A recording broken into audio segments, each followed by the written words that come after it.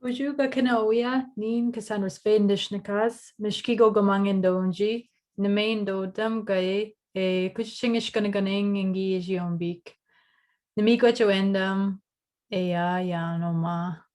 So, hello everyone. My name is Cassandra Spade, and thank you for joining in the last of the 6 lessons from the Indigenous Grassroots Activism Unit.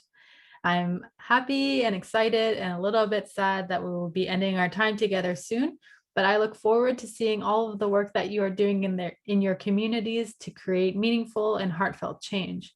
So in saying that, lesson 6 is focusing on self-care and community care and walking with care. So thinking about all the ways that we take care of ourselves, we take care of our communities, and this also means setting boundaries and limitations. At the same time, we'll be reconnecting to all of the concepts throughout the entire unit and using some of those new ideas, tools, and approaches while talking about this. The basic overview is that we're going to look at self-care and understand the importance of self-care as a form of activism or advocacy, and how vitally important it is and how essential it is to activism. So we really need to take care of ourselves so that we don't burn out and we can continue doing the activism efforts that we're doing to create meaningful change. Then we'll look at community care and understand that community care is self-care and vice versa. So it's the idea that of interconnectedness, that what we do impacts others and vice versa. So community care is very important. Lastly, we're going to talk about boundaries and limitations, understanding healthy boundaries, understanding the core values of your advocacy, and that saying no to work that does not suit you does not mean that you're not doing meaningful work. You're just doing work that's most reflective and connected to your core values. And that's so important, the ability to say no. So first, self-care. When we look at self-care, what do we think? Sometimes we often think of having a bath or doing a spa day or something like that. But taking care of ourselves and recognizing the importance of balance between all of these different spheres, the mental, spiritual, emotional, physical, and interpersonal. And the interpersonal is really just the relationships that we have. Those relationships that we have with one another, but also the land, the water, and the animals and plants around us, all of the spirits and beings that exist in our worlds. And so self-care is taking the time to take care of ourselves, because if we burn out, we will not be very good activists and we won't be able to promote meaningful change. And self-care sometimes means taking a step back and taking some time to sit with ourselves and just do things that are only for us and for nobody else. So if we think about the spiritual, we might think of a good smudge or something around our spirituality. It could be cultural, it could be something around that. So what you do to self-care, for me, a good smudge is always works, or burning sweetgrass or reconnecting in some way. Sometimes I go by the water and I'll put some tobacco down and I'll just talk for a little bit. And that always helps me to recenter. And if you remember in the story I told in the first lesson, I spoke about how I was feeling very disconnected and lost, and I had no idea what I was doing. And that was at the end of my first degree. And so I put down some tobacco and I asked for some guidance. And that was part of my spiritual health. I was taking care of myself. And in doing that, I had this beautiful dream that gave me some guidance and put me in the right direction. And so spiritual health is very important. Then we talk about physical, and this is sleep, exercise.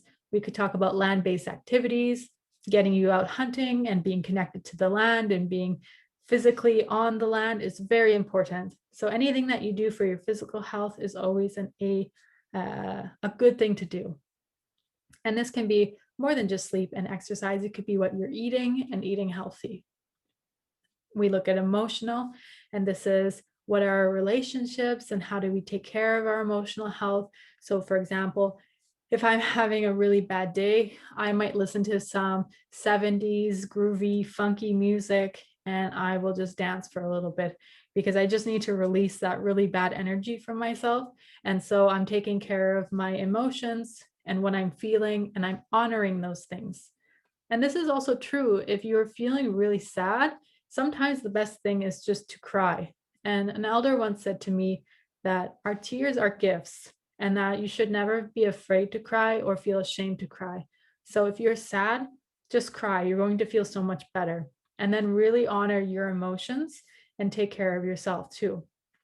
So it's not crying to the point where you're hurting yourself, but you're honoring the way that you feel. And then we look at things like stress management. So if you start to get really anxious or you're very stressed out, what do you do? For myself, I really love to knit, and that might be really weird, but I have a million knitting projects on the go. So I'll make a little pair of mittens or socks or whatever. And if I'm stressed out, knitting kind of allows me to put my energy into something so it's not stuck inside of me. And that's what I find most useful. So you could do art or whatever. And then we look at our mental health. And that's very much connected to the emotional too. So we want to think of things like the stories, the way we're thinking, our communities, how we're connected, and so on. And this is a little bit, all of this is interconnected to this idea of the interpersonal. So the relationships that we have with those around us and those spirits and beings that exist, and how important it is to honor our relationships and to make sure that we are giving, but also receiving. So the importance of reciprocity, which is to give and to receive. So it's sharing, reciprocity, mutualism, you're giving and taking, and it's balanced. That is so important to have in a relationship. If someone's speaking, you're listening. If you're speaking, somebody else is listening. Very important.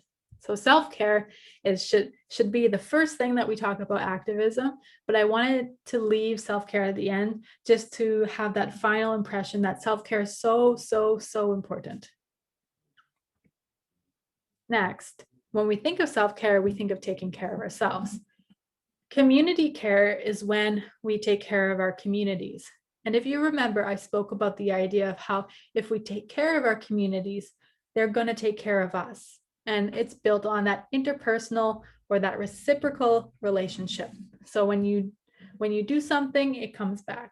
So taking care of our communities is recognizing the importance of interconnectedness and taking care of not just the people in our communities, but the beings like the animals and the plants and the land.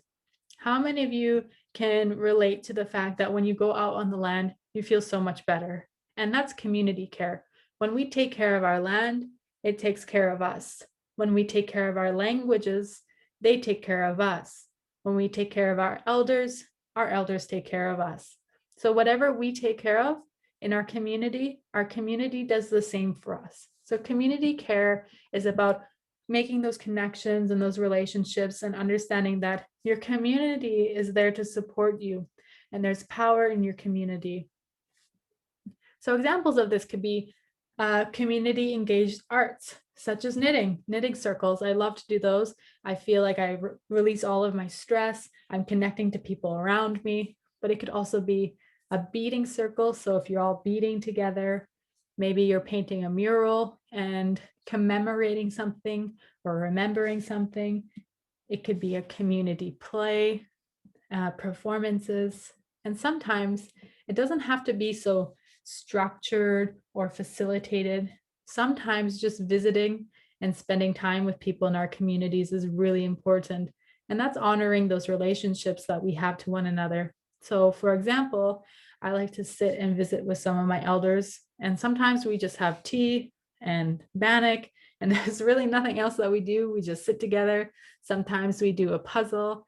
And while doing that, I'm spending time with the elder, and I'm also learning a lot from them because they're sharing stories, they're sharing things of their life, they're sharing the languages that they speak. And so sometimes just spending time with people in our community is the best. And we don't even have to do any formalized activities. There's also taking care of our community. So we can think of community cleanups. Let's say sometimes when the snow melts, there can be a lot of garbage left in the springtime.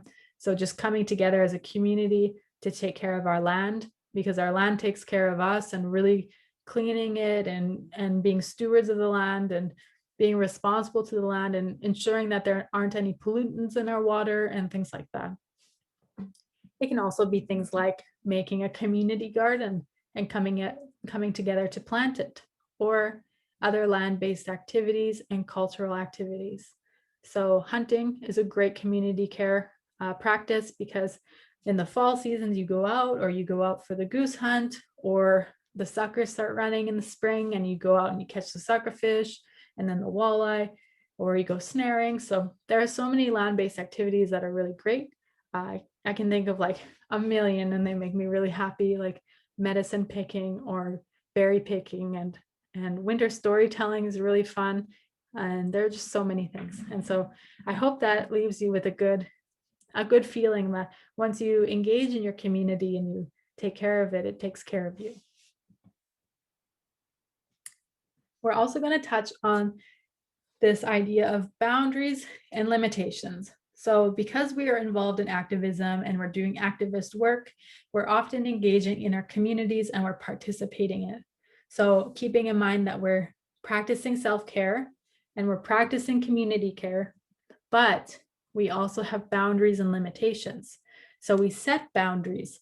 Perhaps if we're working in an activist space, we don't engage in behavior that is meant for other spaces. So setting boundaries is important in taking care of yourself. It is saying no to too much work. It's saying no to something that does not align with your core values, activism, and goals. So examples for me is often people will come to me and they'll ask me if I can do some kind of work for them, and it's pertaining to maybe something that is unrelated to the work that I do. And as we discussed, my core values are identity, and my work focuses on education, language, and youth.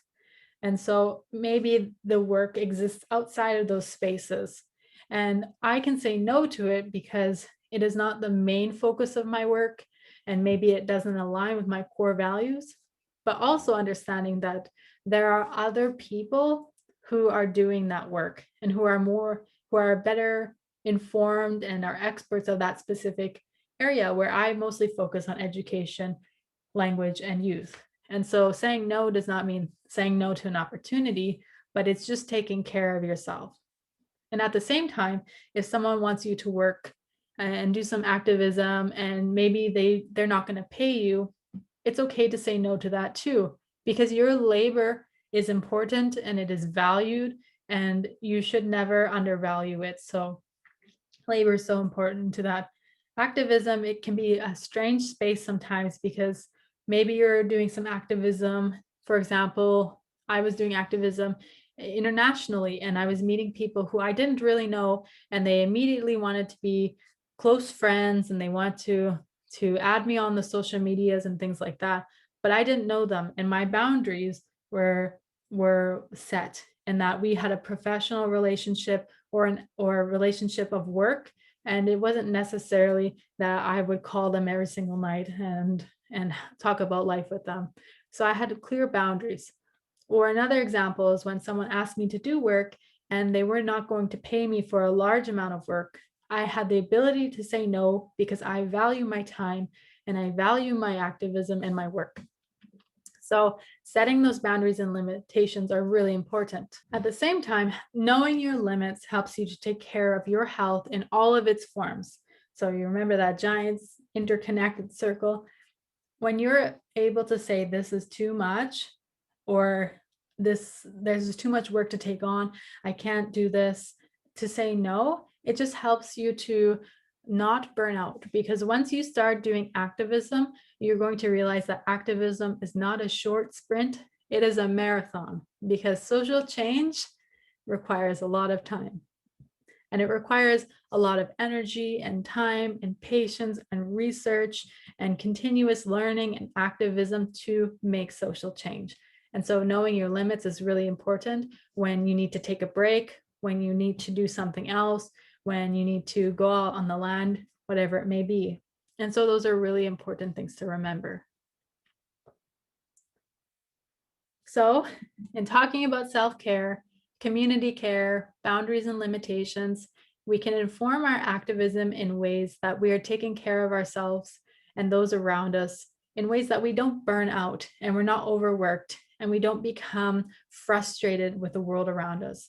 Because sometimes, and a lot of times, there are problems everywhere. And the point is not to feel like you can't do anything because the problems are too big or they're too pervasive or there's too many of them. The point is that you're working from your core values so you understand what you're passionate about and your work is about so that you can start addressing those spaces, because there are a lot of problems and issues in the world. But just know that there are so many other youth like you working to make a difference in the world and make a difference in community, and we're all working together. And so speaking from your core value, you can push against all those problems. And in saying that, I just want to do a quick wrap up about our activism toolkits. So you have an understanding of your community and what community means to you and why community is important. We've identified core values and the ability to situate yourself within your community and activism, recognizing that interconnectedness, that relationship to, responsibility to, obligation to, and that this is a reciprocal thing, that interconnectedness is reciprocal. So you know your core values and you're able to situate yourself. You use interconnectedness as an approach, tool, and strategy in activism. You have an awareness and a new understanding of assets and asset-based approaches and tools. So understanding the deficit model versus the asset-based model, and how an approach is just a way of thinking and understanding, and how if we approach things in activism using an assets-based approach, we can work to build upon the things that already exist and imagine the possibilities in our community. Hopefully you've created a mini biography, a little activist biography that identifies who you are, where you come from, the work of your activism focus, and your core values.